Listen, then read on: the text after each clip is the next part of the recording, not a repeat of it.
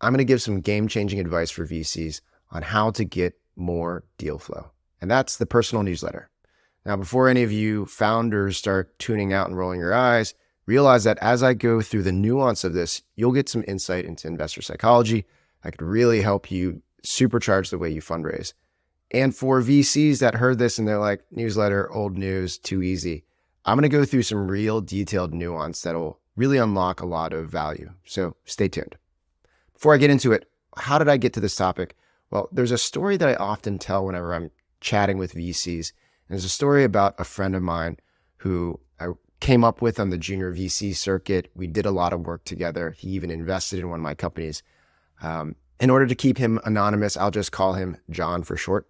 John sends a newsletter, a personal newsletter, every once in a while. And I'm often telling him whenever I catch up with him that of all the things he does, of the dinners he hosts, of the speaking engagements he has, of the good work that he does, one of the most valuable assets he has as a venture capitalist is this newsletter. It does an amazing job of getting into my inbox, reminding me of who he is, and just really thinking about him, which is so key in a venture capitalist job.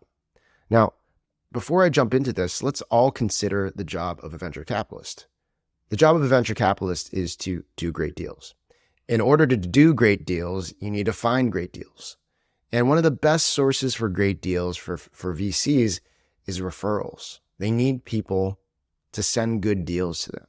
Now, this leads me to another story, which is I was going on a VC date with a friend. VC dates happen all the time. It's, you've heard of a VC, you've never met them before, you've never spent time with them. Let's get a coffee, let's hang out. Let's get to know each other. Let's create a relationship. Maybe there will be opportunities to collaborate in the future. So I was going on this VC date, and this particular VC, Ed, starts talking about a deal that he's doing, and it sounds super interesting. A repeat founder, someone who had a hard-earned, unique insight, went down one path, and then went to start another company. And I'm like, that sounds great. How did you find out about it? And it turns out he heard about it. He got it sent to him by my close friend, Paul Brico, the founder of Amplify, the pre-seed fund out of LA that's done a lot of amazing deals. Paul and I were colleagues at Greycroft. He's angel invested in my companies. We've become personal friends. I'm close with his wife, a great friend. And yet I didn't hear about this deal. And I said, that's one of those deals that I would have liked to have heard of from Paul.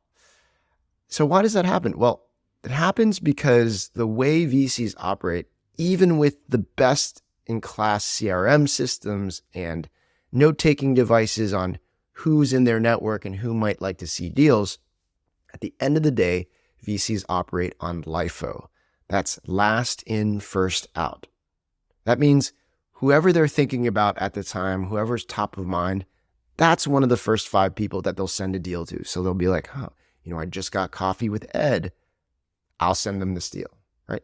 And it doesn't only pertain to the people that they will send deals to, but it also pertains to the deals that they'll share with VCs. So when they're going on these coffee dates or when they're catching up with friends who are VCs, they're often sharing deals, and they'll share deals within their portfolio.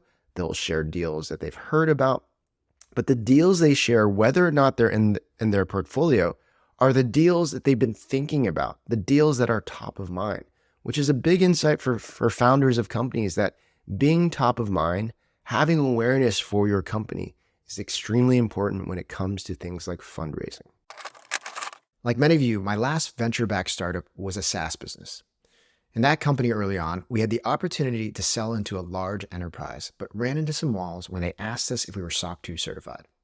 Not only were we not certified, we also found out that it would take our small team a ton of time to get that done, and so we ended up abandoning the deal. If you haven't run into a situation like that where a potential customer or investor is asking if you're SOC 2, HIPAA, GDPR, or ISO 27001 certified, you probably will soon. But unlike me, you could use a company called Vanta to help. Vanta helps automate up to 90% of the compliance work, getting you audit ready in weeks rather than months, and eliminating up to 85% of the costs. Not only that, but Vanta can start small with you and scale up as you grow, helping you land bigger deals and earn customer trust. The best part is Vanta is offering funded listeners $1,000 off for going to vanta.com/funded. That's VANTA.com/funded for $1,000 off your service. Check it out.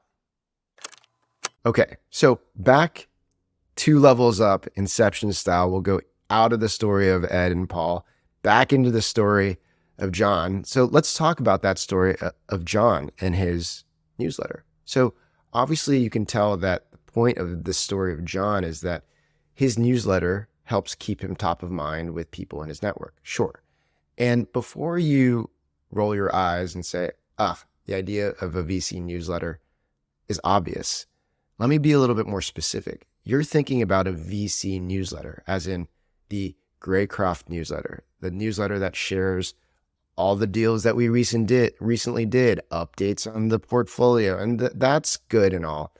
But the thing that I really like about John's newsletter is that it's a personal newsletter. It's a newsletter about him, not necessarily his firm. And because of that, he can be much more personal in the newsletter. It doesn't only have to be about deals and deal flow and provide this value. It only has to be about him. So in his newsletter, he always opens it with a photo of his family, his kids, as they're growing up, and like 1 or 2 sentences about what's been happening in their world. And then he adds some really simple things like what I'm reading and some thoughts, some articles that he's enjoyed, and maybe a closing statement. It's a really short newsletter that gets me to understand what's going on in his life, kind of makes me smile, and then I move on. The main jobs to be done for this newsletter are 1, to land in the inbox and remind me that John exists. 2, it needs to be interesting enough, just interesting enough so that I stay subscribed. And then 2, it can't be so annoying. It can't be every day. It can't be like in my face and like so dense that when I open it, I'm like, I don't want to see this, that I don't unsubscribe as well. So it's this really basic, simple format that will allow him to, every time he sends it, get bumped to the top of the list, remind people that he exists. So whenever his newsletter comes into your inbox, you can be like, oh, John, maybe I'll send a deal to John. So think about that.